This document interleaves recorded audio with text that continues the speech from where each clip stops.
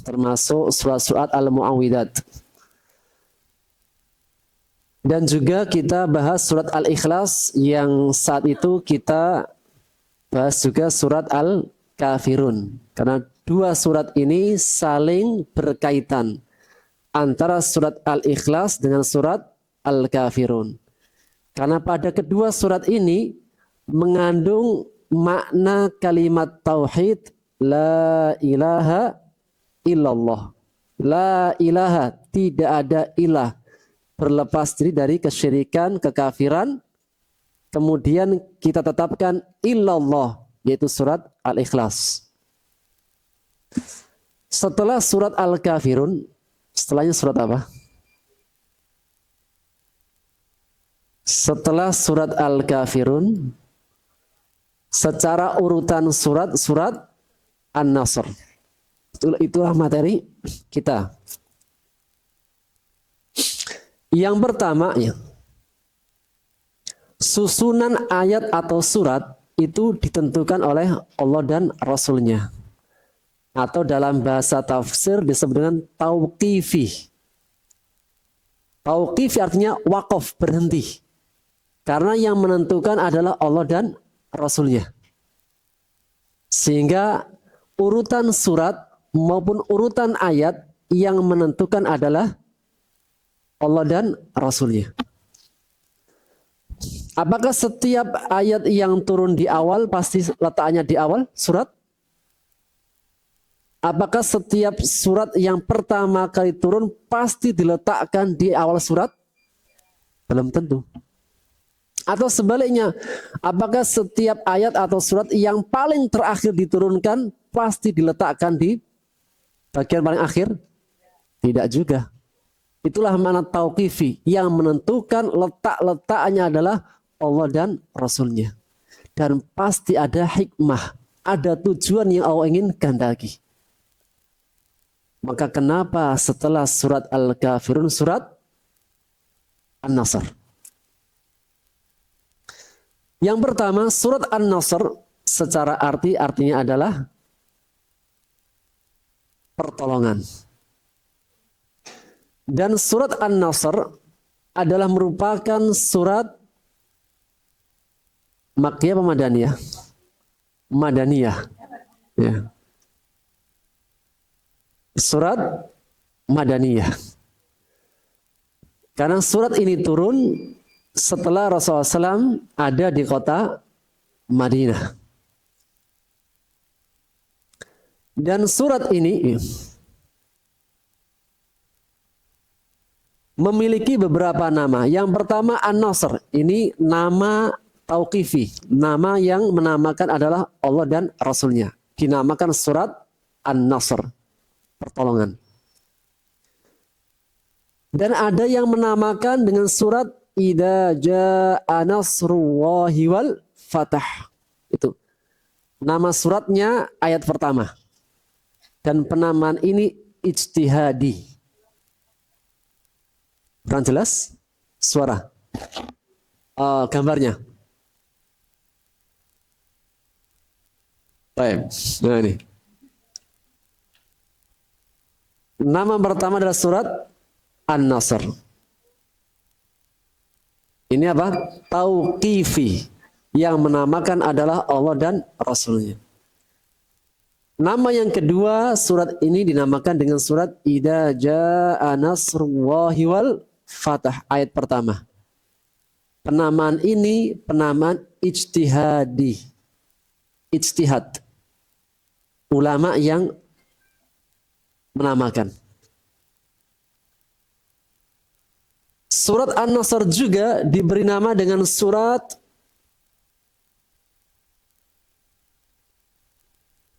Al-Fatah. Afan.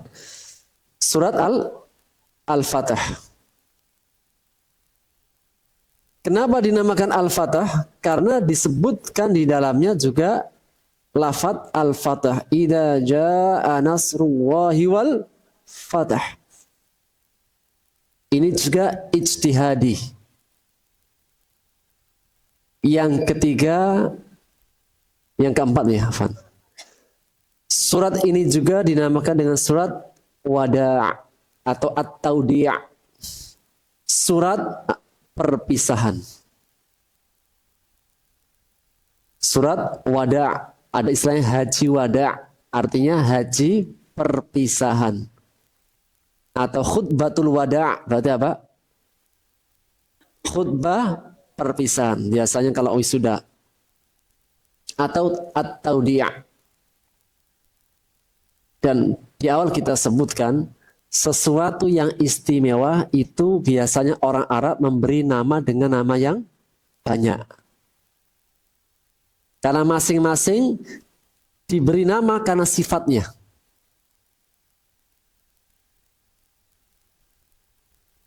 Nama yang banyak menunjukkan istimewa. Kalau di kita nama yang banyak menunjukkan apa? Istimewa enggak? Hah? Baik. Surat An-Nasr. Apa korelasi antara surat Al-Kafirun dengan surat An-Nasr? Di antara ilmu tafsir adalah ilmu al-munasabat. Korelasi, hubungan antara satu surat dengan surat berikutnya. Atau korelasi antara satu ayat dengan ayat berikutnya. Setelah Allah memerintahkan, Qul, wahai Muhammad, ya ayyuhal kafirun, wahai orang-orang kafir, yaitu berlepas diri. Berlepas dirilah dari kekafiran dan kesyirikan. Tauhid ya tauhid. Jangan dicampur adukkan dengan kekafiran dan kesyirikan. Bahkan Allah sebutkan dalam surat Al-Baqarah, setelah ayat kursi ayat berapa? 200 berapa ayat kursi? 2 ikhtilaf lagi. 255. Ayat setelahnya la ikraha fiddin. Yang lafaz terakhirnya wa may yakfur bit-taghut wa may yakfur bit-taghut wa yu'min billah faqad istamsaka bil urwatil usqa. Barang siapa yang mengingkari taghut dan beriman kepada Allah, sungguh dia telah berpegang teguh dengan tali Allah yang kuat. Maka seseorang itu akan kuat dalam akidahnya jika dia mengingkari lawannya tauhid, meniadakan lawannya tauhid. Dan itulah kalimat la ilaha illallah.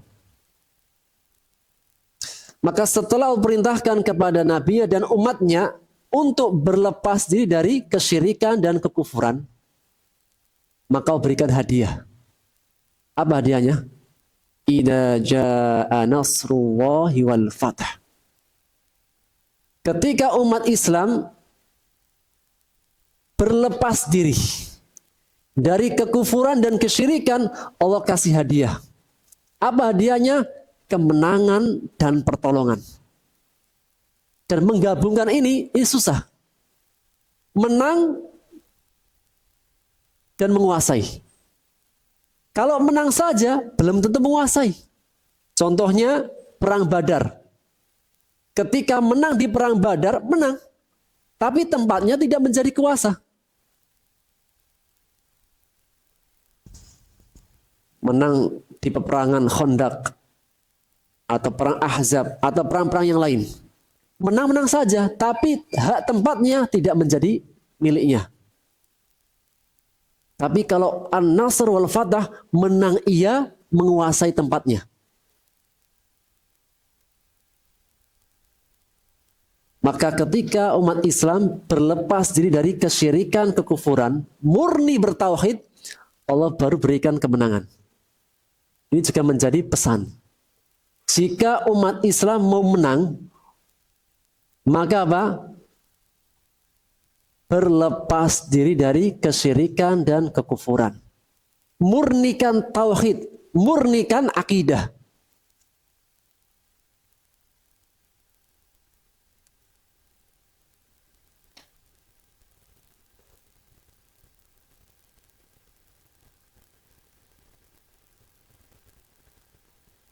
Surat Al-Kafirun, sebelum kita masuk. Kita belum masuk dulu. Surat Al-Kafirun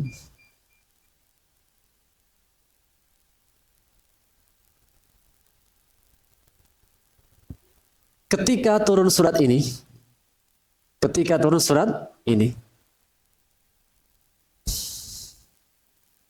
peristiwa yang terjadi pada kehidupan Rasulullah SAW adalah penindasan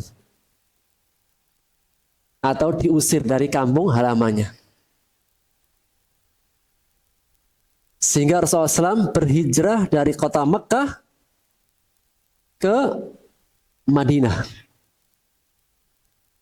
Dan itu menjadi apa? Peristiwa hijrah yang terakhir. Sebelumnya berhijrah ke Habasyah. Sebelum ke kota Madinah, ke Habasyah. Di Habasyah tidak juga menguatkan kaum muslimin. Akhirnya apa? Balik lagi ke Mekah. Sampai nanti saatnya datang perintah Allah untuk berhijrah di kota Madinah. Dan itu pun nggak langsung tiba-tiba hijrah. Sebelum hijrah, Rasulullah SAW sudah mengutus beberapa para sahabat. Di antara sahabat yang mulia yang diutus adalah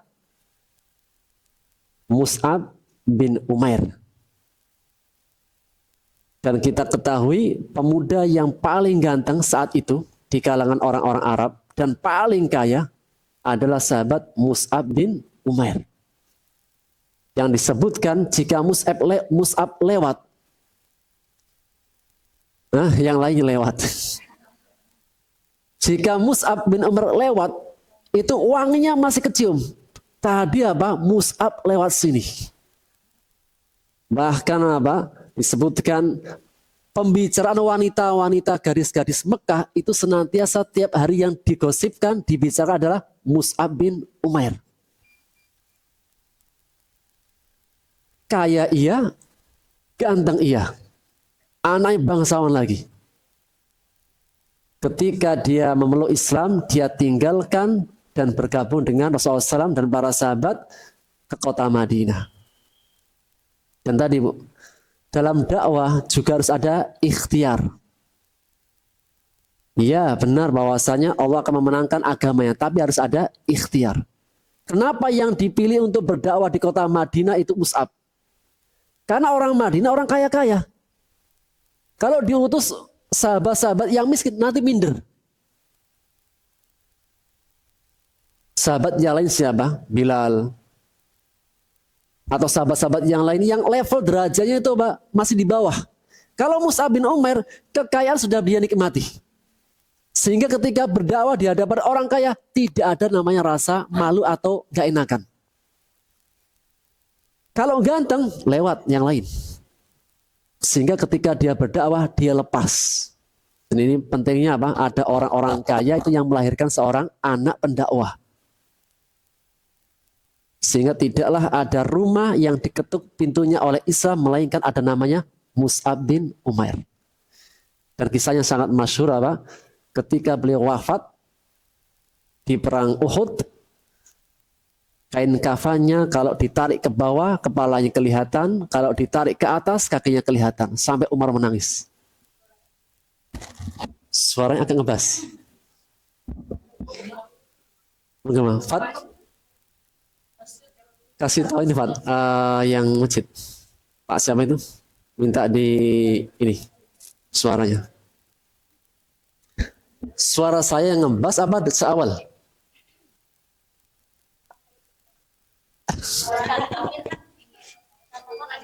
Ada medok-medok. Oh.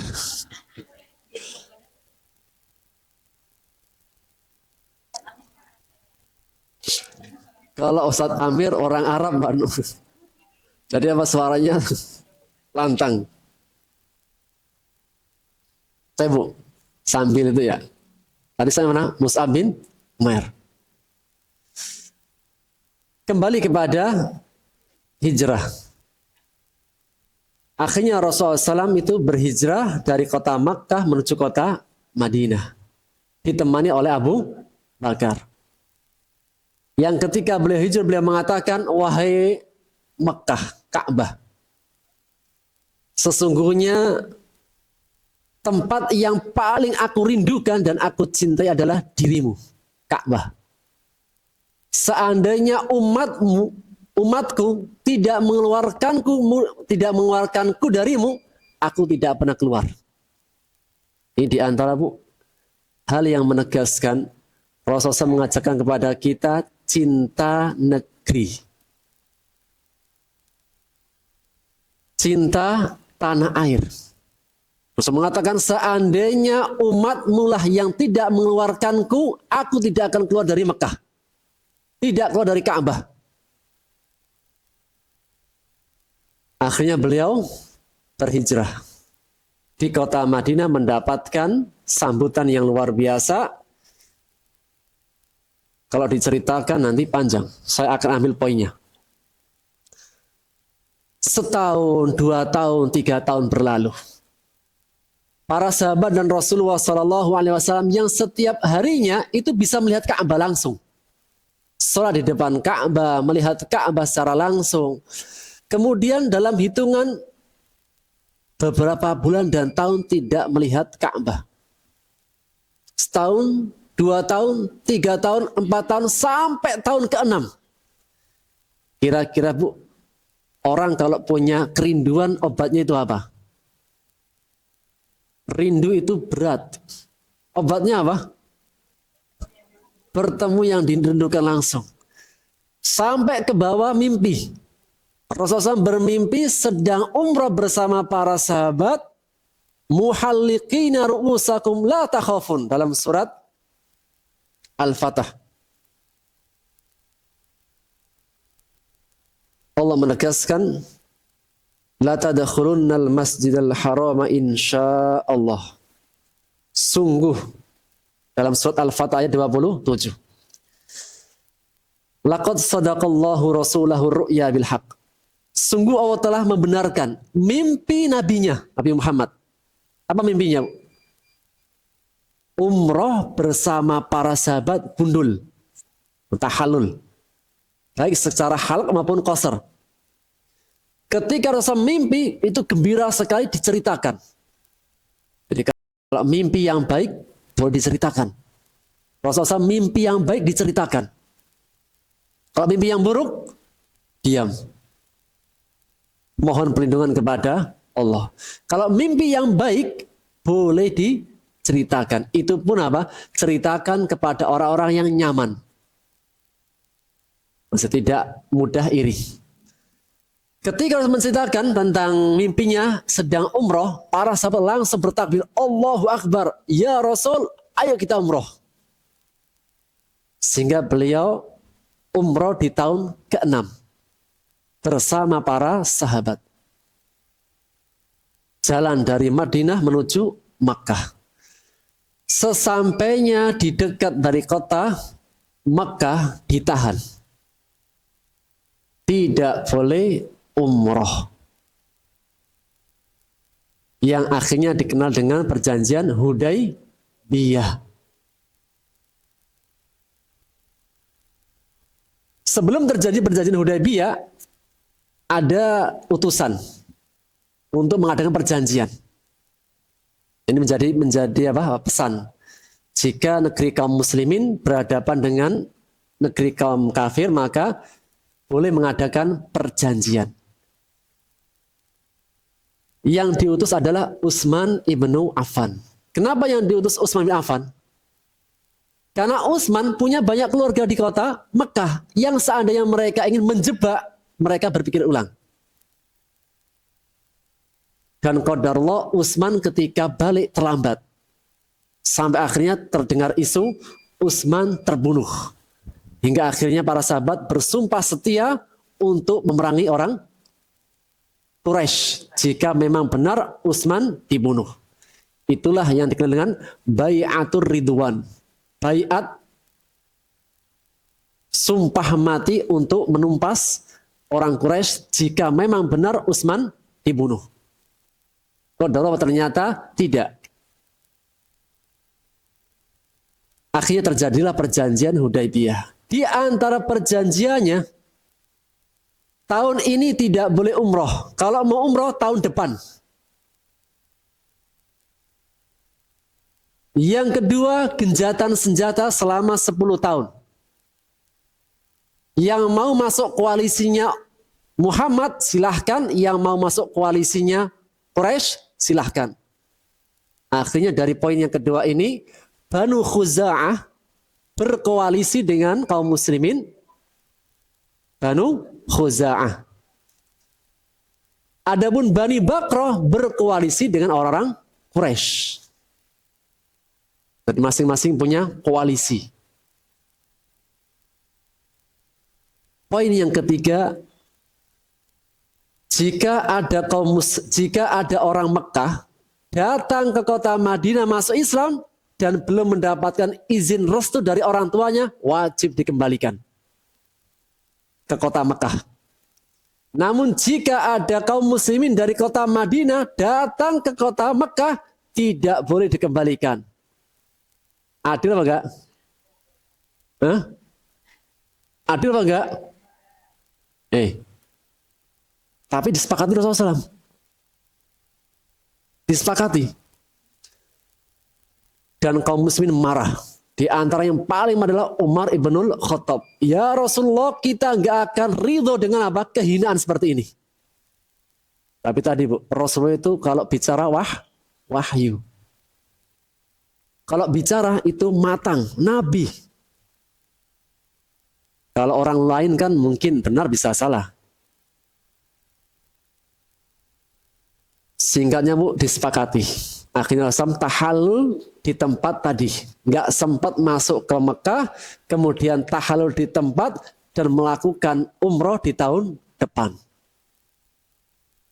Dan Umar masih nggak terima. Nggak mau ya Rasul, nggak mau pulang. Pokoknya harus berhadapan langsung. Kalau kita mati masuk surga, kalau mereka mati masuk neraka. Umar jiwa-jiwa apa? Jiwa-jiwa yang nggak mau. Namun tadi Bu, terkadang dalam peperangan itu kita perlu mundur satu langkah untuk mengambil beberapa langkah. Justru dalam poin-poin tadi itu ada kemenangan. Jika kaum muslimin yang datang di kota Mekah gak boleh balik, justru apa? Ini bisa mendakwai orang Mekah. Adapun orang yang Mekah datang ke kota Madinah harus dikembalikan, nggak masalah. Dan agama tauhid itu agama fitrah. Agama yang fitrah. Ketika mereka kaum muslimin di kota Mekah, bukannya semakin sedikit jumlahnya, malah semakin menyebar kemana-mana. Sehingga orang Quraisy itu justru mendapati kebalikannya. Semakin hari banyak yang masuk Islam, semakin hari semakin banyak orang-orang Mekah yang menyembunyikan keimanannya. Akhirnya di tahun ke-7 Rasulullah SAW sedang melaksanakan umroh qadha. Tahun ke-6 dilarang, tahun ke-7 qadha. Umrohlah beliau. Dan ketika umroh dalam perjanjiannya orang Quraisy memberi waktu kaum muslimin 3 hari. Dan orang Quraisy akan meninggalkan Ka'bah. Dan mereka akan mendiami di belakang bukit.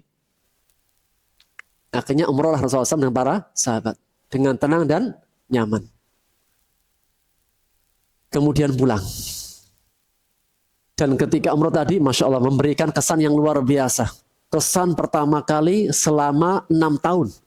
7 tahun, bayangkan. Akhirnya pulang. Ketika pulang, para sahabat masih rindu. Kita ini penduduk asli kota Mekah. Tidak bisa melihat Ka'bah setiap hari seperti sedia kala dulu. Harus mengatakan apa? Sabar, sabar. Dan di tahun ke-8, Banu Khuza'ah ini kabilah besar. Ada yang muslim, ada yang masih musyrik. Yang sudah masuk Islam juga ingin umroh. Akhirnya mereka di tahun ke-8 umroh. Umroh sesama suku mereka Bani Khuza'ah. Ketika umroh, Banu Khuza'ah itu punya pertikaian dengan Banu Bakr. Koalisinya orang-orang Quraisy. Ketika mereka masuk di Mekah, di malam harinya mereka dibantai oleh Banu Bakr dan sepakati dan dibantu oleh orang-orang Quraisy. Maka pada saat itu apa? Orang Quraisy telah melanggar perjanjian. Mereka yang menulis perjanjian, mereka yang mengusulkan, merekalah yang merusak, melanggar perjanjian Hudaybiyah.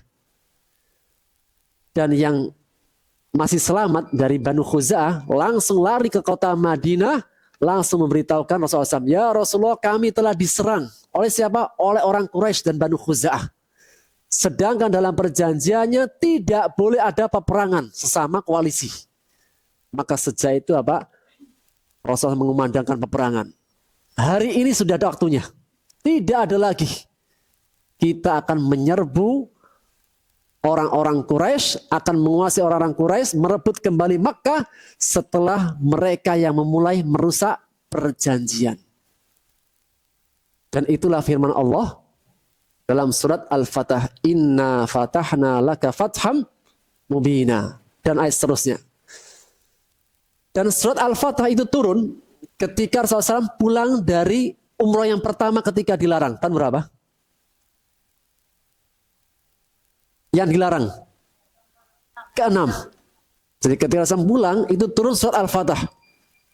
Rasulullah mengatakan, turunnya surat Al-Fatah lebih aku cintai daripada terbitnya matahari. Dan surat Al-Fatah Allah menjanjikan kepada nabinya akan ditaklukkan kota Makkah. Dan itu terjadi di tahun ke-8. Ketika Rasulullah menyerang kota Makkah, apa sebabnya tadi?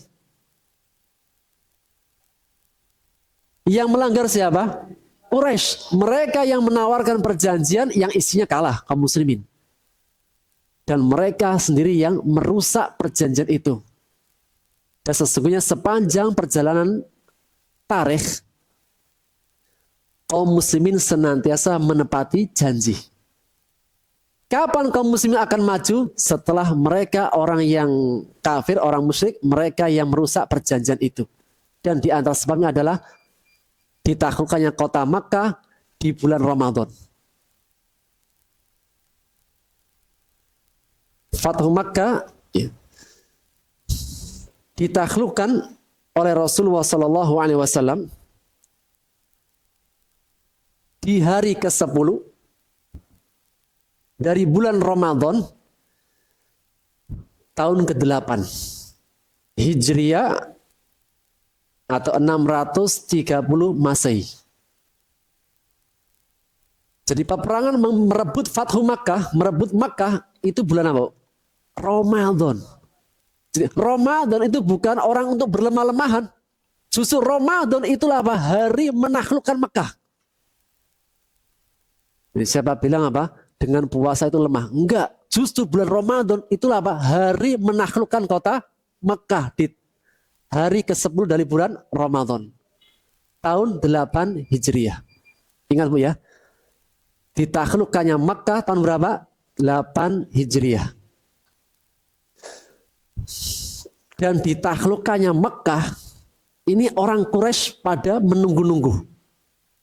Selama ini orang Quraisy berkeyakinan Muhammad ini bukan Nabi dan Rasul. Muhammad ini pemecah belah. Dan ketika Nabi Muhammad akan menyerang kota Makkah, mereka mewanti-wanti. Apa yang diwanti-wanti? Nabi Muhammad ini nabi atau tidaknya dengan Fathu Makkah.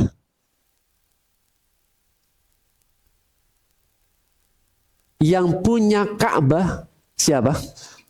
Allah Subhanahu wa taala. Dan orang Quraisy yakin seyakin-yakinnya tidak ada pasukan satupun yang berani masuk di kota Makkah ingin menguasai Ka'bah melainkan Allah binasakan.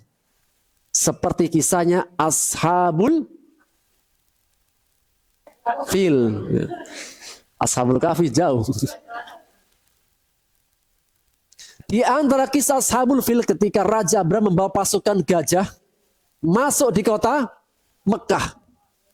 Ingin menghancurkan, ingin menguasai Ka'bah. Di antara kisah yang masyhur kisahnya Abdul Muttalib, kakaknya Rasulullah SAW. Apa pada saat itu? Raja Abraha merampas onta-ontanya Abdul Muthalib. Dan tidak ada yang berani.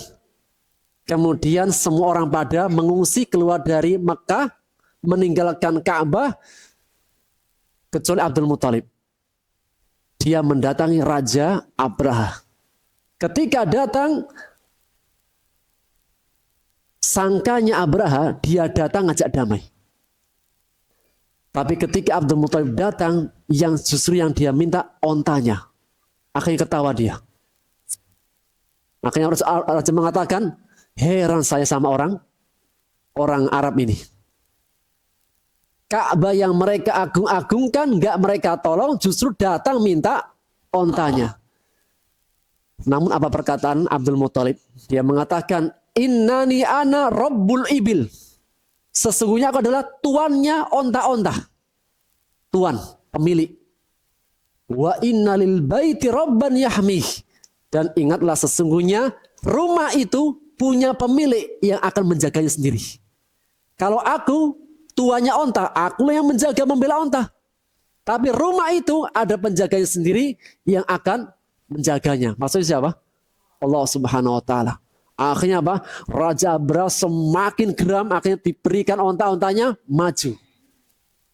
Ketika maju mendekati Ka'bah, apa yang terjadi? Allah kirimkan pasukan burung. Tidak ada namanya burung ababil. Ababil itu artinya berbondong-bondong. Wa arsalna alaihim toiron. Namanya burung? Tidak ada namanya. Jadi ababil itu artinya berbondong-bondong. Kalau hewan ababil, kalau manusia afwaja.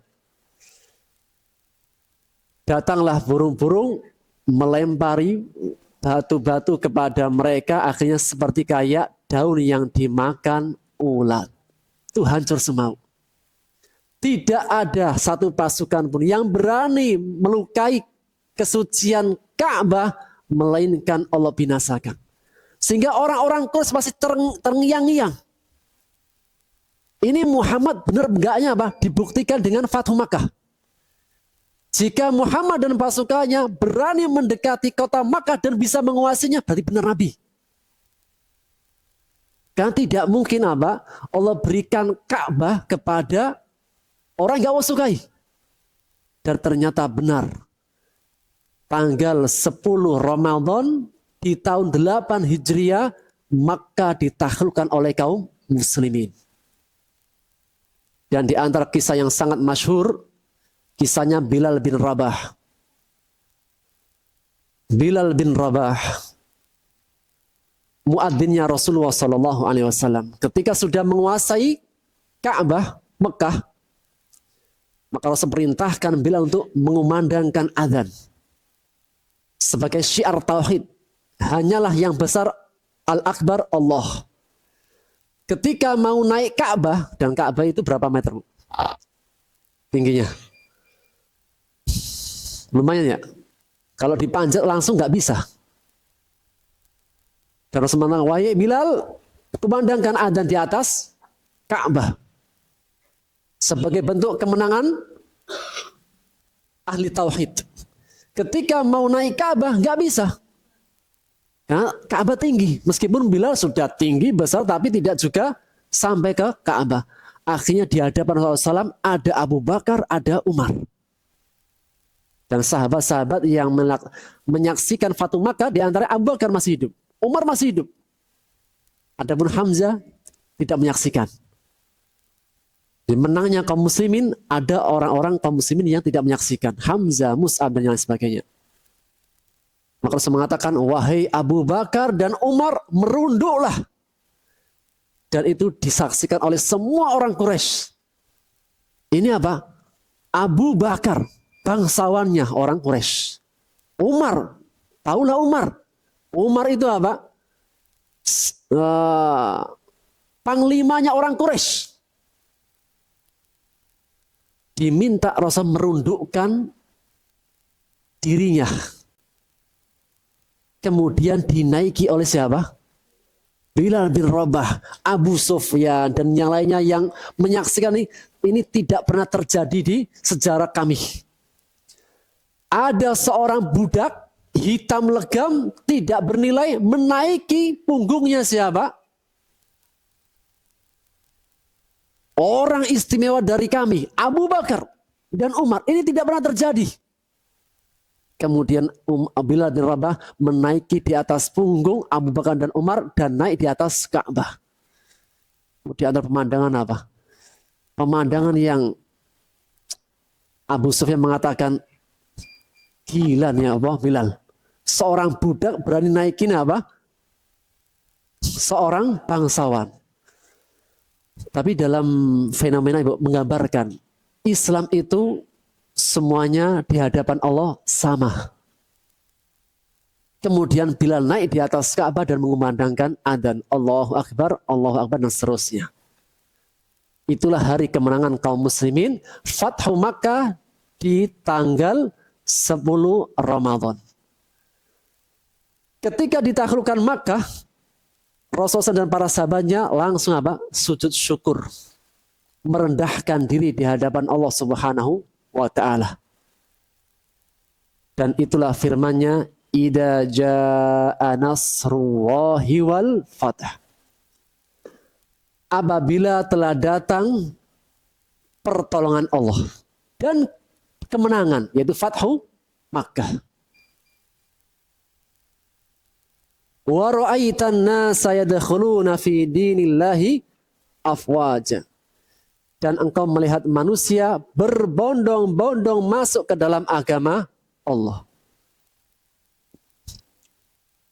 Maka mengenai surat ini, surat An-Nasr ketika turun, itu belum terjadi Fathu Makkah. Masih perkara gaib. Maka ketika turun surat ini, suatu ketika, para sahabat itu punya majelis taklim. Tapi yang senior. Sesama umur, sesama senior. Ngumpul sesama senior dalam majelis taklim. Ada Umar, ada Abu Bakar, ada Abdurrahman bin Auf, ada Utsman bin Affan, dan seterusnya. Suatu ketika sedang ngumpul-ngumpul nih para sahabat-sahabatnya senior, kemudian Umar bin Khattab tiba-tiba memasukkan Abdullah ibnu Abbas. Dan saya itu masih kecil. Masih anak SD lah gitu. Ketika anak kecil dimasukkan di grupnya orang-orang tua gimana, Bu? Kata yang lain, apa enggak ada anak-anak yang lain sampai apa? Ibnu Abbas dimasukkan di grup kita nih. Jadi kalau di sini ada yang paling masih muda siapa? Yang masih muda gak boleh kumpul, yang tua dulu. Nyingkir dulu. Gak pada pembahasan khusus lah gitu. Maka Umar mengatakan, ntar dulu.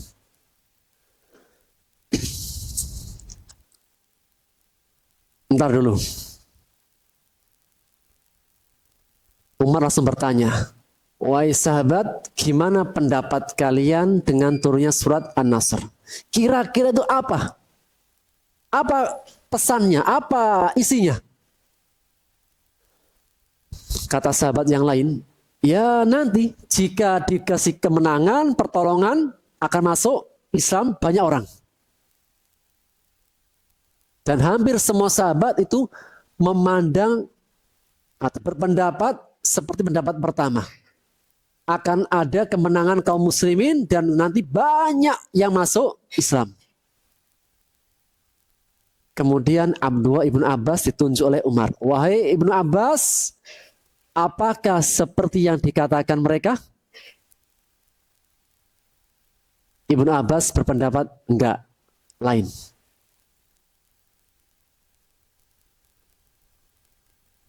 Apa pendapat Ibnu Abbas, Bu? Dan Ibnu Abbas kita tahu, ulama tafsir itu bermuara pada dua imam, sahabat. Imamnya mufassirin dari kalangan sahabat dua, Abdullah ibnu Abbas dan Abdullah ibnu Mas'ud. Dan Abdullah ibnu Abbas ini anaknya Al-Abbas. Al-Abbas adalah pamannya Rasulullah Sallallahu Alaihi Wasallam. Dan Abdullah ini anak kecil yang suka membersamai Nabi. Dan tidak hanya sebatas membersamai, sering berkhidmat. Kalau beliau mau wudu, diambil air. Kalau beliau ada keperluan, beliau yang keluar. Karena sering berkhidmat kepada Nabi, akhirnya apa? Rasul mendoakan kepada Abdullah. Allahumma faqihhu fiddin wa 'allimhu ta'wil. Ya Allah, pahamkan Abdullah ibnu Abbas tentang agama dan takwil, tafsir maksudnya. Yang mendoakan siapa? Rasulullah SAW. Dan beliau diberikan kecerdasan dan ilmu yang banyak. Sampai para sahabat itu pernah bertanya, wahai Abdullah ibnu Abbas, kamu kok bisa punya ilmu yang banyak itu gimana caranya? Apa ikhtiarnya? Maka beliau mengatakan, bilisanin sa'ul wa qalbin akul. Dengan banyak bertanya dan akalnya hadir. Meskipun dia adalah anak pamannya Rasulullah. Berarti dengan Rasulullah SAW apanya? Sepupu, dekat. Namun Abdullah ibnu Abbas kalau menuntut ilmu dia yang datang. Suatu ketika ada satu hadis yang beliau belum ketahui. Akhirnya dia datang ke rumahnya sahabat. Sampai menunggu. Dan ketika dibuka pintunya kaget. Ya Allah, siapa? Abdullah ibnu Abbas. Kenapa engkau datang? Seandainya engkau yang meminta aku datang. Karena memuliakan keluarga Rasulullah SAW dari anak pamannya. Tapi enggak, kata Ibnu Abbas. Al-ilmu yu'ta wa la ya'ti. Ilmu itu didatangi, bukan yang datang. Banyak bertanya. Jadi punya banyak ilmu karena banyak bertanya. Kembali pada kisah tadi. Wahai Ibnu Abbas, gimana pendapatmu tentang surat An-Nasr?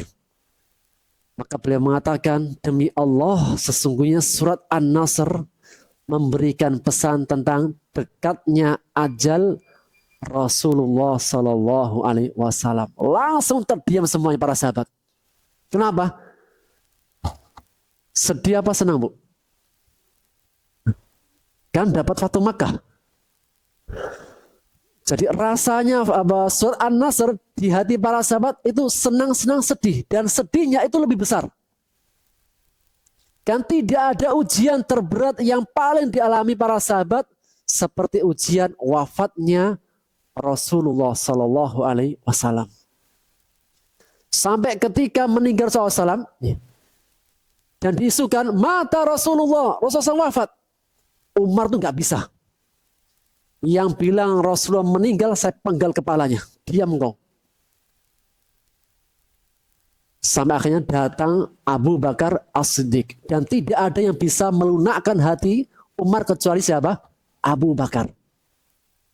Membaca firman Allah, innaka mayyitu wa innahum mayyitu. Sesungguhnya engkau akan mati dan mereka pun akan mati. Maka para sahabat itu semakin gemetar, semakin khawatir, semakin sedih dengan dekatnya ajal Rasulullah Sallallahu Alaihi Wasallam. Terkhususnya Bilal. Sampai Bilal ketika Rasulullah wafat tidak bisa mengumandangkan adzan karena beratnya. Setiap mau asyhadu anna Muhammad tertahan.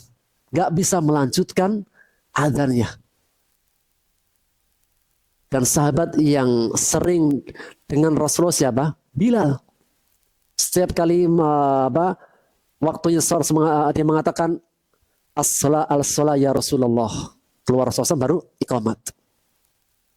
Namun saat ini ketika Rasul meninggal, aku mendatangi mihrab, aku mendatangi tempat imam, maka aku tidak mendapati Rasulullah SAW. Akhirnya nggak bisa adzan. Akhirnya minta izin, beliau hijrah ke perbatasan kaum muslimin untuk berjihad. yang dalam surat ini, dalam tafsiran Ibnu Abbas, surat An-Nasr adalah surat yang memberikan pesan akan dekatnya ajal Rasulullah sallallahu alaihi wasallam. Idza jaa nasrullahi wal fath. Apabila telah datang pertolongan dan kemenangan, yaitu Fathu Makkah. Wa ra'aitan nasa yadkhuluna fi dinillahi afwaja. Dan engkau melihat manusia masuk ke dalam agama Allah berbondong-bondong. Dan benar, di tahun ke-8 tadi, Makkah ditaklukkan karena perjanjian Hudaybiyah. Jadi perjanjian Hudaybiyah itu kesannya terdolimi. Karena bersabar akhirnya Allah berikan kemenangan. Terkadang dalam kehidupan itu perlu sabar sebentar untuk mendapatkan kemenangan. Berapa banyak sebuah ujian menjadi indah setelah kita bersabar. Jadi sabar bentar Bu ya. Sabar. Soal ada waktunya mendapat kemenangan. Ketika mendapatkan kemenangan di tahun berapa tadi? 8. Dan Rasulullah Shallallahu Alaihi Wasallam wafat di tahun keberapa? 10 Hijriah.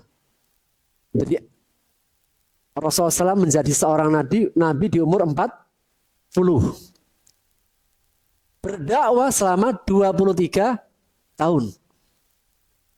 13 tahun di kota Makkah, 10 tahun di kota Madinah. 40 tambah 13 53. Di tahun ke-8 berapa umur beliau?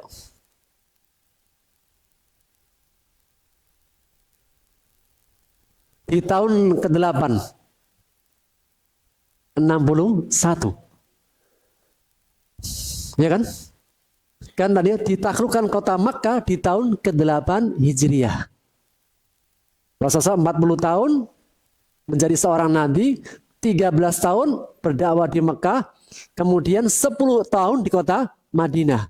8 tahunnya ketika ditaklukkan Mekah itu tahun 8 Hijriah. Yang umur beliau 61. 61 itu umur tua atau umur awet muda?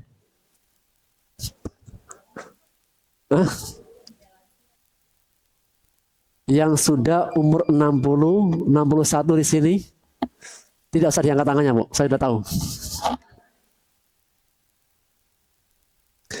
Ketika menaklukkan kota Mekah, umur beliau 61 tahun. Bu, bayangkan, Bu, 61 tahun komandan peperangan Fathu Makkah. Jadi umur tidak menghalangi untuk menjadi seorang yang sukses. Maka berbahagialah yang sudah 60 tahun. Mungkin apa? Pintu kesuksesan sudah dekat.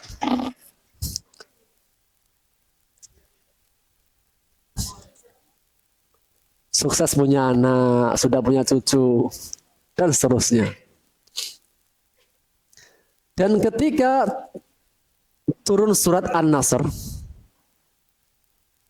Rasulullah SAW bersabda,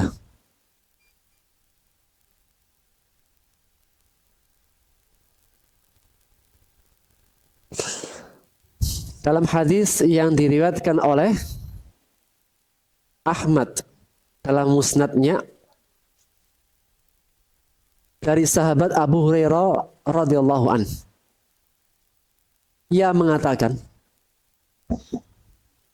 lamma nazalat, ketika turun surat An-Nasr, idza jaa nasrullahi wal fath, maka bersabda Rasulullah sallallahu alaihi wasallam, akan datang kepada kalian ketika Fathu Makkah ahlu Yaman, orang-orang Yaman. Dan kita tahu nenek moyangnya orang Arab di mana? Nenek moyangnya Arab itu mana, Bu? Yaman. Bukan Saudi, bukan Madinah.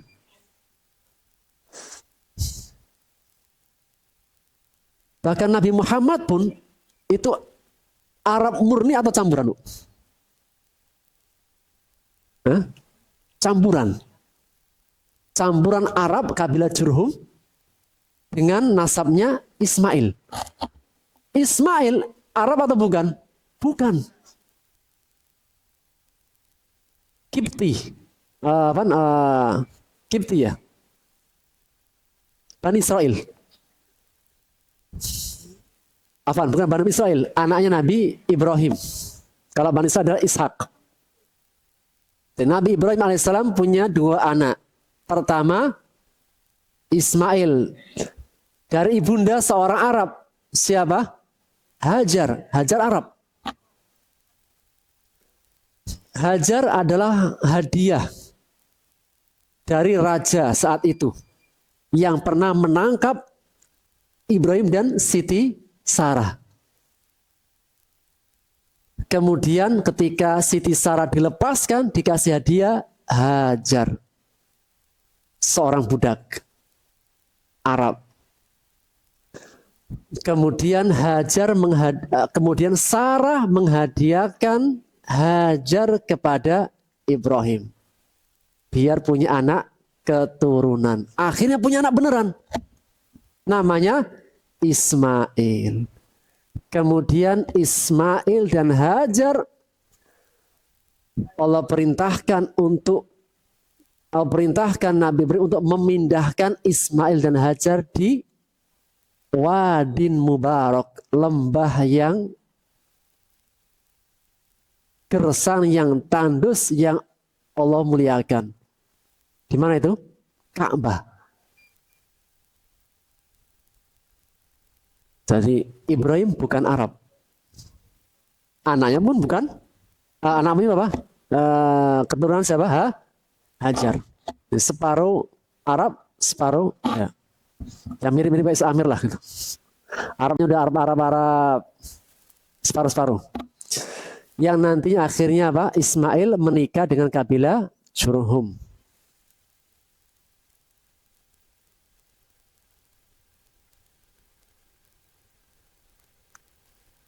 Maka Rasul mengatakan akan datang kepada kalian ketika Fatu Makkah nanti orang-orang Yaman. Yang Rasul mengatakan hum araqqu quluban. Ya, ketika Fatu Makkah itu banyak berbondong-bondong kabilah, suku berbondong-bondong masuk Islam. Di antara yang datang adalah kabilah Yaman. Yang mengenai orang Yaman Allah mengatakan hum araqqu quluban. Hatinya lembut-lembut. Jadi orang Yaman hatinya lembut-lembut. Al-imanu yamani. Iman itu di Yaman. Wal fiqhu yamani. Dan fikih itu Yaman. Wal hikmatu yamaniyah. Dan hikmah itu yamaniyah. Ini apa? Rasul menyebutkan tentang keistimewaan atau fadilah Yaman. Dan benar. Tahukah kita, Bu? Seorang tabi'in senior. Jadi setelah para sahabat, kemudian tabi'in.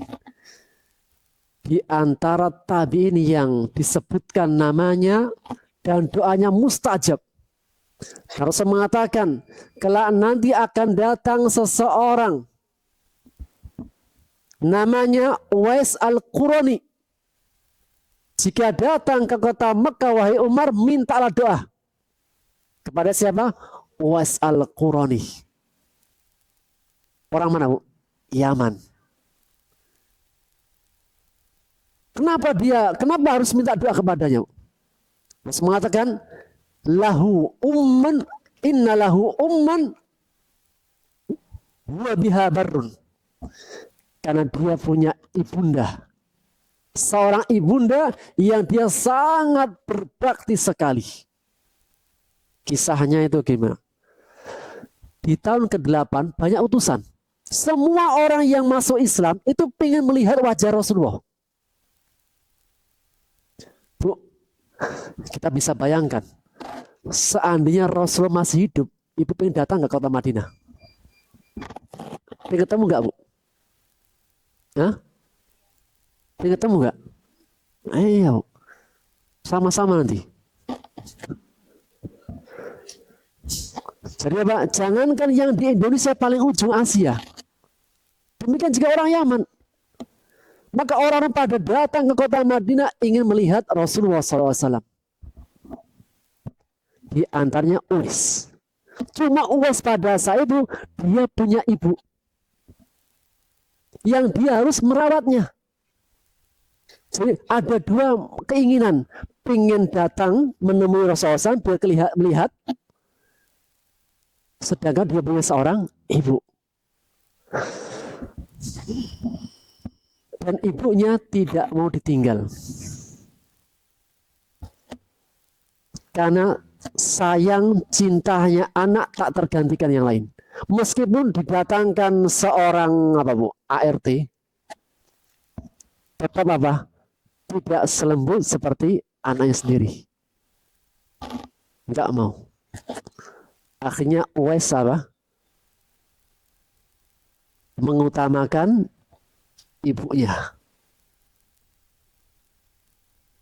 Tidak menjumpai Rasulullah Shallallahu Alaihi Wasallam. Mengatakan, wahai Umar, akan datang seorang lelaki bernama Uwais Al-Qurani dari kabilah Qaran. Mintalah doa. Kenapa? Dia punya ibu yang dia berbakti kepadanya dan dulunya punya penyakit putih. Baros. Yang Allah sembuhkan penyakitnya, kemudian Allah sisakan 1 logam di perutnya. Jika engkau menemui, minta doa. Maka Uwais Al-Qurani orang mana, Bu? Yaman.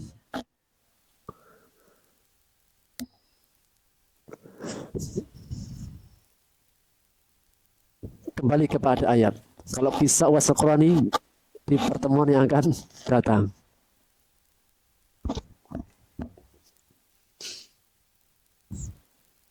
Dan kisah Uwais Al-Qurani di antara kisah yang para ulama mengatakan ada di antara manusia itu yang tidak dikenal namanya di tengah manusia. Tapi penghuni langit semua mengenalnya. Gak ada yang kenal. Tapi penghuni langit semua mengenalnya. Kalau dia berdoa, bergetar arsy Allah. Sebaliknya, ada yang terkenal di dunia, penduduk langit gak ada yang kenal. Maka mudah-mudahan kita semuanya menjadi hamba bahwa yang dikenal di dunia dan dikenal di akhirat. Bukan berarti yang dikenal berarti gak dikenal di akhirat. Enggak. Tapi ada di antara manusia yang tidak dikenal namanya, tapi penghuni langit mengenalnya. Siapa? Uwais Al-Qurani. Kembali ke surat An-Nasr. Ternyata sudah jam 11, belum selesai materinya. Wa ra'aitan nasa yadkhuluna fi dinillahi afwaja. Engkau melihat manusia berbondong-bondong masuk ke dalam agama Allah. Maka pesan Allah fasabbih. Bertasbihlah. Bihamdi rabbika, dengan memuji Tuhanmu, wastaghfirhu, dan perbanyaklah istighfar. Ketika Fathu Makkah ditaklukkan, ketika Makkah ditaklukkan, Ka'bah direbut kembali sehingga menjadi negeri tauhid dan kesyirikan dihilangkan. Maka Rasulullah SAW bersujud syukur, merundukkan hatinya. Maka setelah mendapatkan kemenangan, perintahkan sabbih, bertasbihlah dengan memuji Rabbmu dan perbanyaklah istighfar. Sehingga disebutkan dalam hadis riwayat dari Aisyah, hadis yang diriwayatkan oleh Bukhari dan Muslim.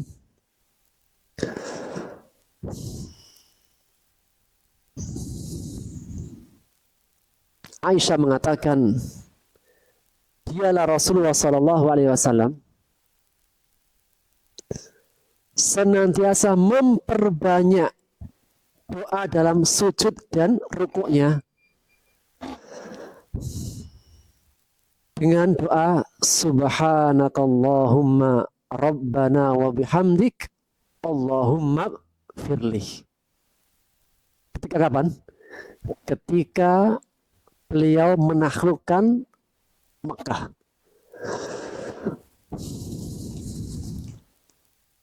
Dan pada saat itu umur Rasulullah SAW sudah berapa tahun ini?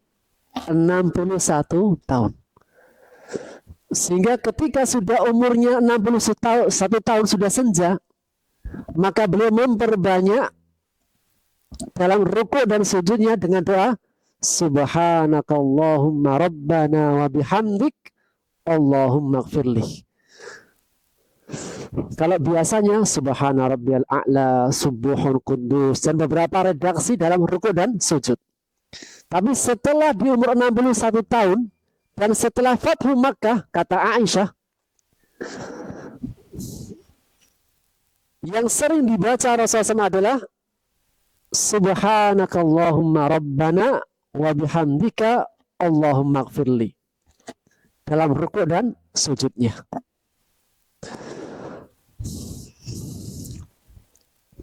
Yang pertama,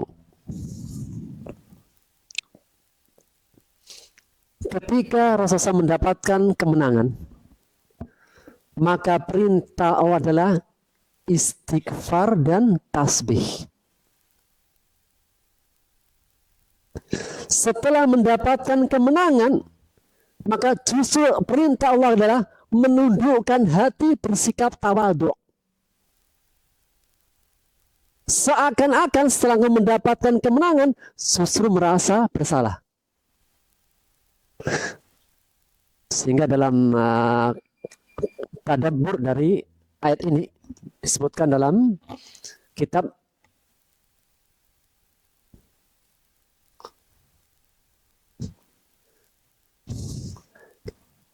kebanyakan raja-raja yang kafir, jika mereka sudah bisa menguasai, mentaklukkan, menguasai, menang, menjajah, maka mereka akan membinasakan orang-orangnya. Adapun dalam syariat Islam, justru ketika mendapatkan kemenangan disuruh apa? Bersikap tawadhu. Seakan-akan engkau berbuat kesalahan karena menang. Sehingga beliau mengatakan ada seorang yang kafir dari negeri Eropa. Ketika dia membaca sirah dan membaca surat An-Nasr, dia masuk Islam. Kenapa? Karena dia melihat keindahan dalam syariat Allah. Dia mengatakan kebiasaan raja-raja Persia Romawi, jika mereka sudah bisa menguasai, mereka akan bantai seluruh penduduknya. Namun lihat Rasulullah SAW ketika menguasai Makkah, Ka'bah, pertama perintah Allah istighfar. Seakan-akan berbuat salah, menundukkan hatinya, bersikap tawadhu kepada orang-orang yang dikalahkan. Dan Rasulullah SAW ketika mendapatkan kemenangan langsung menghadap ke Abu Sufyan, menghadap ke pembesar-pembesar Quraisy. Dan pembesar-pembesar Quraisy yang dulunya pernah menyiksa Ammar bin Yasir, membunuh Sumayyah, membunuh Yasir, membunuh Khubayb, menyiksa Suhaib Ar-Rumi, menyiksa Bilal bin Rabah. Mereka telah merampas harta-harta kaum muslimin. Maka orang-orang Quraisy ketika datang kepada Rasul mengatakan, wah, kita bakal akan dibantai hari ini. Ini pembesar-pembesar Quraisy, Abu Sufyan dan yang lainnya. Akhirnya mereka datang kepada Rasulullah SAW. Ya benar Karim, ya benar akhil Karim, wahai anaknya orang yang baik, saudaranya orang yang baik. Rasul paham apa yang diminta. Rasul mengatakan, ya Quraisy, ma tadunnu anni fa'ilun bikum. Kira-kira nih, hari ini kemenangan kami. Kira-kira apa yang akan kami perbuat kepada kalian? Kira-kira apa? Nah, pandai ya. Rasul mengatakan, idhabu fa'antumul tulaqa. Idhabu fa'antumul tulaqa. Bebaslah kalian semua, kalian bebas-bebasnya. Maka apa? Semakin bertambah orang Quraisy semakin yakin. Pertama, bah, ketika menaklukkan Makkah, benar dia nabi. Kedua, bah, inilah akhlaknya seorang nabi. Ketika mendapatkan kemenangan tidak dibantai, justru dibebaskan. Akhirnya pada masuk Islam semuanya. Dan ketika mendapatkan kemenangan, para sahabat semua sujud syukur menundukkan hati di hadapan Allah. Dan inilah yang diikuti oleh para Khulafaur Rasyidin dan kaum muslimin setelahnya. Ketika menaklukkan sebuah negeri, langsung sujud syukur dan tunduk dan mereka menyambut para penduduknya. Muhammad Al-Fatih ketika menaklukkan Konstantinopel, beliau langsung menemui dan sujud syukur dan menyambut penduduknya. Dan juga sebelumnya, sebelum umat Nabi Muhammad SAW, ketika Allah perintahkan Bani Israel,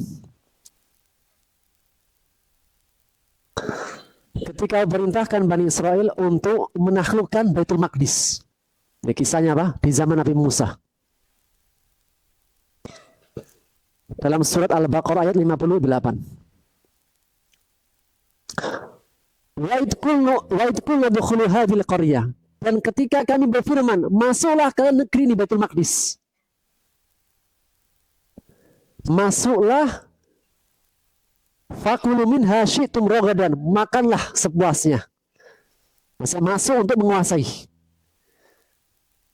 Allah mengatakan wadkhul baba sujada. Ketika kalian masuk mendapatkan kemenangan, masuklah dalam keadaan bersujud. Setelah Bani Israel menguasai Baitul Maqdis, masuk dari pintunya dalam keadaan bersujud. Para ulama tafsir dua tafsir. Bersujud hatinya dan bersujud merunduk. Sebagai bentuk pengakuan kepada Allah ketika mendapatkan kemenangan. Dan inilah akhlak seorang muslim mukmin. Ketika diberikan kemenangan, dia merangkul orang yang dikalahkan seolah-olah dia berbuat kesalahan.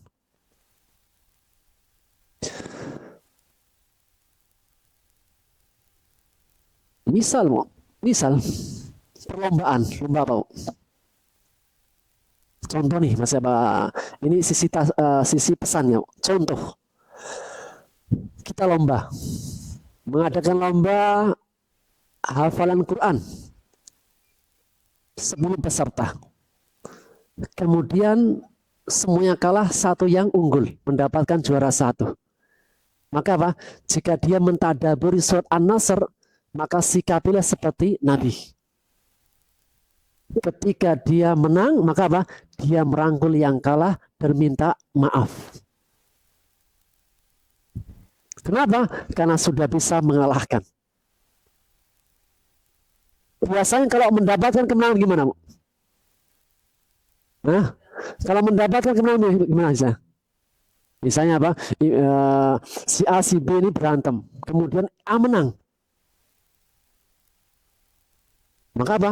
Dia malah mempermalukan, menunjukkan kemenangan dia. Tapi Nabi Muhammad SAW enggak. Ketika mendapatkan kemenangan, fasabbih bihamdi rabbika wastaghfir. Ketika mendapatkan kemenangan, seakan-akan apa? Engkau harus merasa kayak bersalah. Dan dengan cara memperbanyak istighfar. Kedua, kenapa perintah istighfar dan memuji?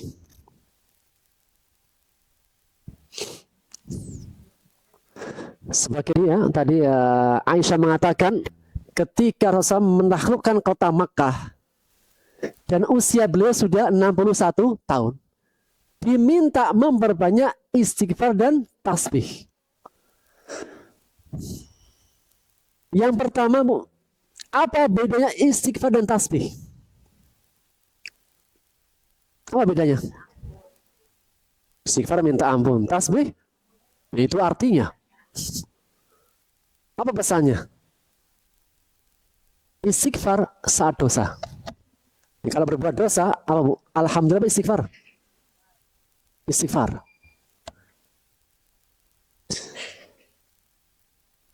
Berkata Syekhul Islam Ibnu Taimiyah ketika menjelaskan, memberikan gambaran bedanya istighfar sama tasbih. Beliau mengatakan istighfar dan tasbih bagaikan sabun dan pewangi. Ketika baju kita kotor, kena noda, kena saus, sambal, maka yang lebih sesuai, pas untuknya sabun apa pewangi? Sabun, biar hilang nodanya. Itulah istighfar. Setelah kita cuci, maka biar lebih licin, lebih rapi, diapakan? Disetrika. Itulah tasbih. Jadi istighfar untuk menghilangkan dosa, biar amalannya lebih istimewa dengan memperbanyak tasbih. Apa itu mana tasbih? Menghilangkan segala kekurangan dan aib pada diri Allah. Allah itu sempurna suci, maka nggak ada kekurangannya.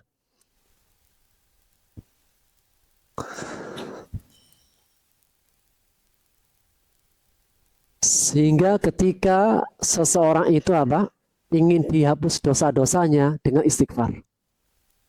Kemudian ketika biar naik amalannya istimewa di hadapan Allah dengan tasbih. Kenapa ketika di umur senja itu perintah istighfar sama tasbih? Yang mungkin Bu, setelah melewati umur 50 tahun, 40 tahun, 70 tahun, mungkin masa dulu-dulunya banyak dosanya. Maka ketika sudah di umur senja, rontokkanlah, hilangkanlah dosa-dosa itu sebelum berjumpa dengan Allah dengan istighfar. Mungkin baru ngajinya ketika di usia 40 atau ketika di usia pensiun. Jangan bilang ya Bu. Mungkin kan? Mungkin kan? Jangan bilang ya, mungkin kan? Yang mungkin dulunya mungkin kurang-kurang, banyak kurangnya, banyak yang kurang-kurang. Maka apa? Ketika di umur senja, perbanyak istighfar. Biar apa? Yang dulu-dulu dihapus. Ditutupin. Namun apa? Ya terlambat. Ngajinya terlambat, hijrahnya terlambat. Berarti apa? Amalannya pun belum bisa menyaingi yang lebih duluan. Biar bisa sepadan, bisa mengejar dari ketertinggalan, maka diangkat dengan apa? Tasbih. Diangkat dengan tasbih. Dan itulah yang terkandung dalam doa Rasulullah SAW. Kenapa di senja dari umur beliau memperbanyak sujud dan rukunya dengan Subhanakallahumma wa bihamdika Allahumma firli. Bukan wa bihamdika wa atubu ilaik. Selesai kita Bu.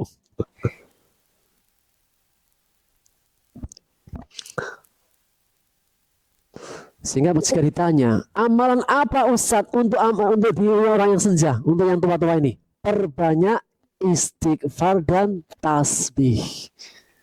Dalam istighfar menghapuskan dosa, dalam tasbih menaikkan amal soleh. Berikutnya Bu.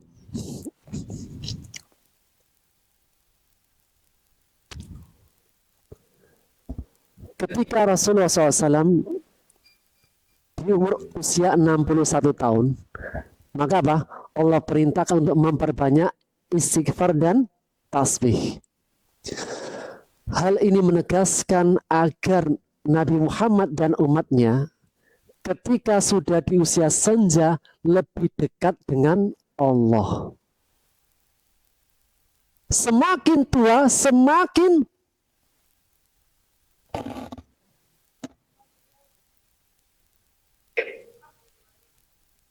oh ya Pak, ntar Bu, diapakan dulu Bu. Nanti kita kasih tahu. Semakin tua, jadi pesan dari surah An-Nasr, Rasulullah ketika semakin tua, apa perintah yuk? Semakin dekat dengan Allah. Dari surat An-Nasr kita mengambil pelajaran, hendaknya seseorang ketika semakin mendekat dengan usia tuanya, semakin apa? Dekat dengan Allah. Kenapa, Bu? Kenapa semakin tua semakin harus dekat dengan Allah? Hah? Kita ini semakin mendekat dengan Allah apa semakin menjauh?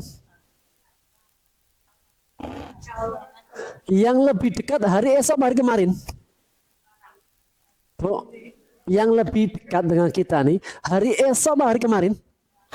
Hari esok, hari kemarin babai semakin hari semakin jauh.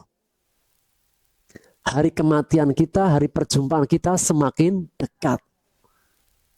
Makanya orang-orang mengatakan setiap yang akan datang itu lebih dekat. Sehingga ketika orang semakin tua, hendaknya semakin dekat kepada Allah. Makanya Bu, saya itu takjub. Kenapa masjid-masjid sekarang lebih banyak yang muda atau yang tua? Kenapa? Ini mungkin orang-orang tua sadar, mentadaburi surat An-Nasr. Kenapa yang ikut pengajian yang tua-tua yang muda? Halo Bu? Kenapa yang ikut pengajian itu yang tua-tua yang muda? Mungkin apa? Inilah apa? Tadabbur mereka memahami surat An-Nasr ketika sudah dekat, lebih dekat dengan Allah Subhanahu wa taala. Dan Rasulullah SAW bersabda dalam hadis riwayat Muslim,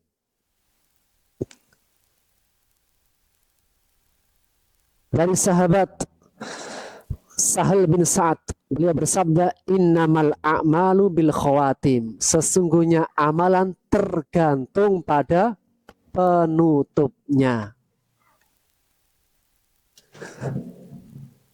Dan berkata Ibnu Taimiyah, yang menjadi ibroh, tolak ukur itu dengan kesempurnaan akhir, bukan dengan kekurangan awal. Meskipun bukan berarti apa kalau masih muda nanti aja, enggak. Coba yang menjadi tolak ukur dinilai adalah apa? Kesempurnaan akhir. Bukan dengan apa? Kekurangan di awal. Jadi kekurangan di awal bisa ditutupi.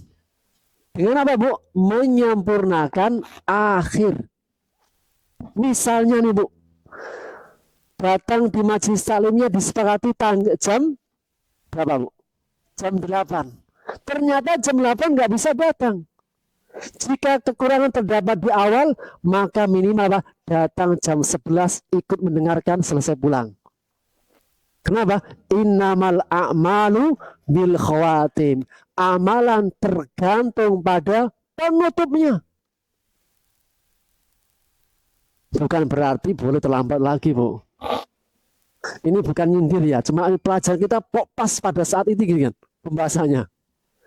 Innamal a'malu bil khawatim. Amalan tergantung pada penutupnya. Sehingga bisa kita ambil pesan dari surat An-Nasr. Jadilah orang seperti pohon keladi. Semakin tua semakin pohon keladi, semakin tua semakin menjadi kesolehannya. Semakin tua nih, semakin rajin sholat, bagus. Semakin tua nih, semakin rajin sedekah, tanda kebaikan. Semakin tua, semakin meninggalkan HP dan fokus dengan Qur'annya. Semakin tua nih, semakin jarang lagi jalan-jalan ke pasar dan ke taman-taman. Tadi apa? Lebih sering ke taman-taman surga. Berarti apa? Tanda kebaikan. Dan Rasulullah SAW bersabda, jika Allah menghendaki kebaikan pada seorang hamba, maka Allah akan menggunakan dia. Gimana cara menggunakan seorang hamba? Allah akan memberikan taufik untuk beramal soleh ketika dia akan diwafatkan. Di antara tanda kebaikan adalah sebelum wafat dia dikasih taufik bisa beramal soleh.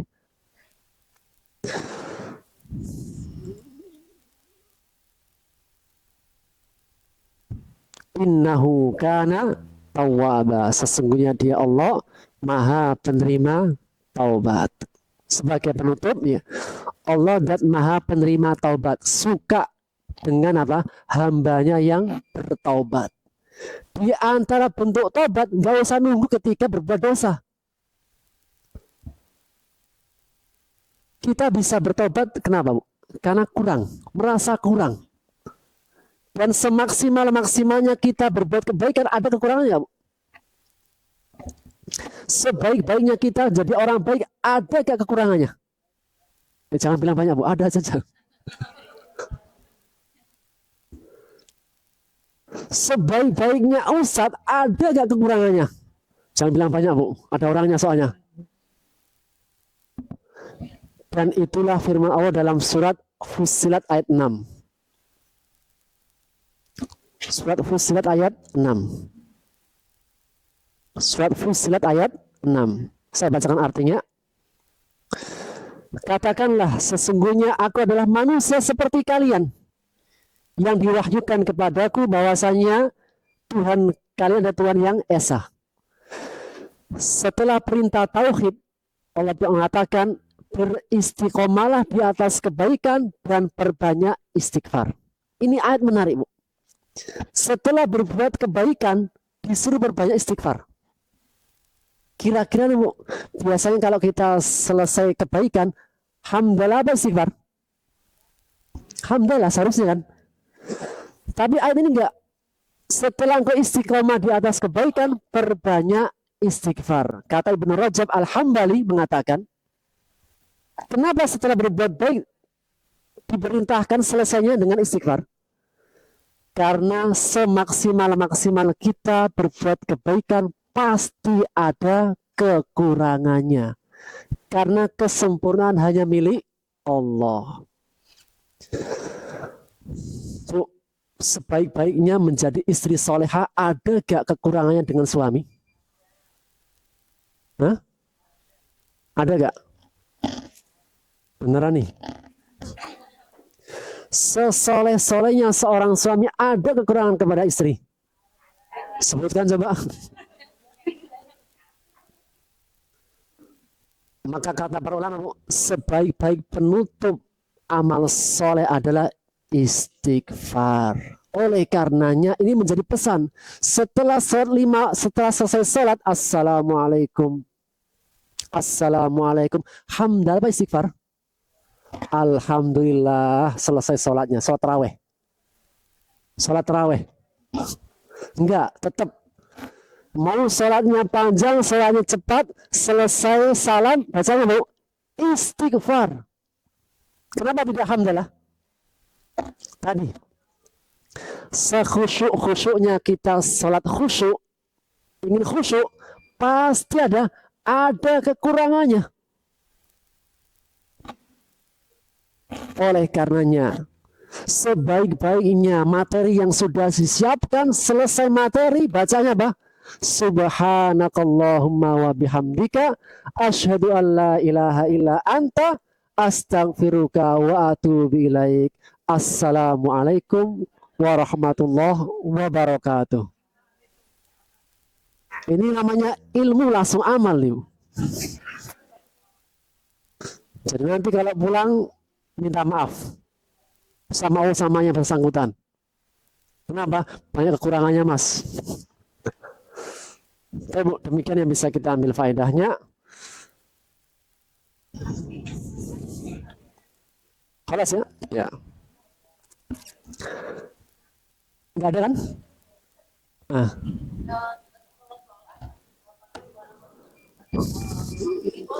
Sangat boleh. Redaksi dalam rukuk dan sujud itu banyak, Bu. Jadi kalau kita baca fikih itu banyak redaksi dalam bacaannya. Dan kalau mau lebih memaknai lagi tadi Bu, Rasulullah memperbanyak yang doa tadi, subhanaka wa bihamdika wa maghfirli, kapan, Bu? setelah Fathu Makkah.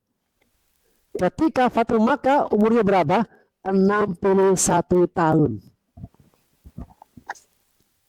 Ini.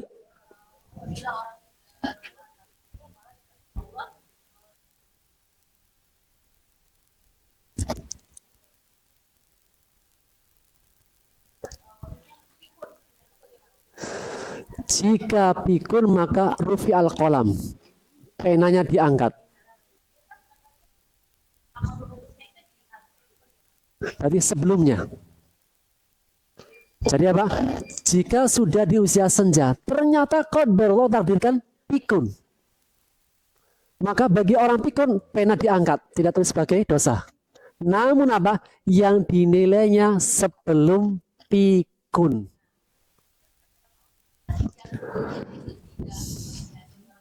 Ya.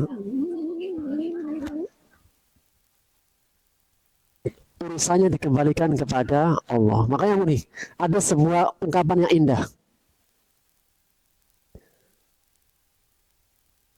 Rutin apa? Milikilah kebiasaan yang baik. Yang semoga apa? Allah wafatkan engkau di atas kebiasaan itu.